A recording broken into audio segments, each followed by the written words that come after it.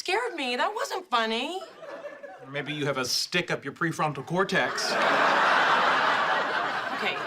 The notion that you can read a few books and come up with a definitive theory of comedy is absurd. I mean, humor is a complex neurological...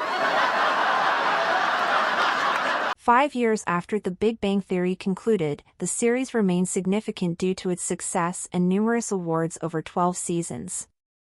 During its peak, stars Jim Parsons, Kaylee Cuoco, and Johnny Galecki demanded higher salaries, threatening not to return after season 7 if their pay, then $325,000 per episode, wasn't increased. Given the show's immense success and lack of a contingency plan, Warner Brothers had no choice but to comply. The trio secured $1 million per episode and a greater share of the show's profits, aligning their compensation with that of the Friends cast. Supporting actors Simon Helberg and Kunal Nair also successfully renegotiated their contracts, eventually earning pay parity with the main trio by the 10th season. This collective negotiation effort highlighted the cast's leverage and ensured the show's continued success.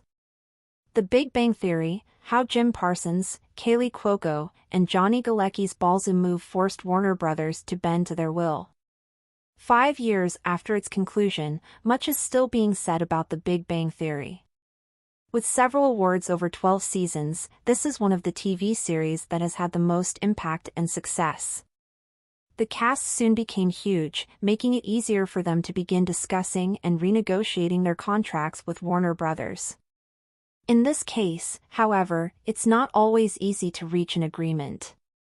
Negotiations usually involve many complex details that are difficult to change easily.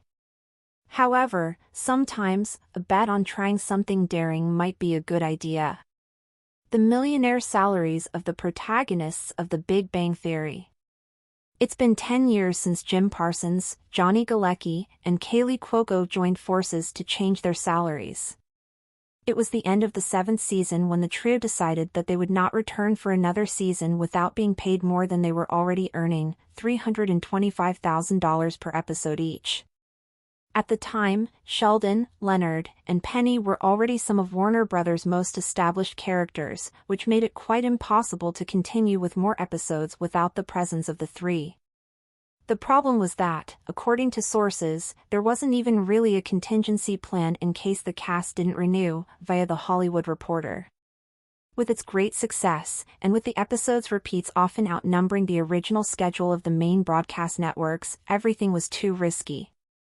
Also, CBS had The Big Bang Theory as its top priority. So in the end, the actors chose to take a bold step by joining forces to try to achieve the result together. Otherwise, delays in the production and even the possibility of the actors considering other work opportunities could easily occur. As a result, the agreements were designed to bring the three of them up to the level of the Friends cast. The co-creator and executive producer Chuck Lorre also commented on the case. There are people at Warner Brothers Television and people representing the actors who have done this before. This will work itself out. I think it's great. I want them all to be crazy wealthy because nobody deserves it more than this cast. It'll work out. Parsons, Galecki, and Cuoco were guaranteed $1 million per episode, as well as a greater share of the show's profits, from 0.25% to 1.25%. In the contracts, other general terms also became more favorable along with additional benefits. The lead actors were not the only ones to have their contracts changed.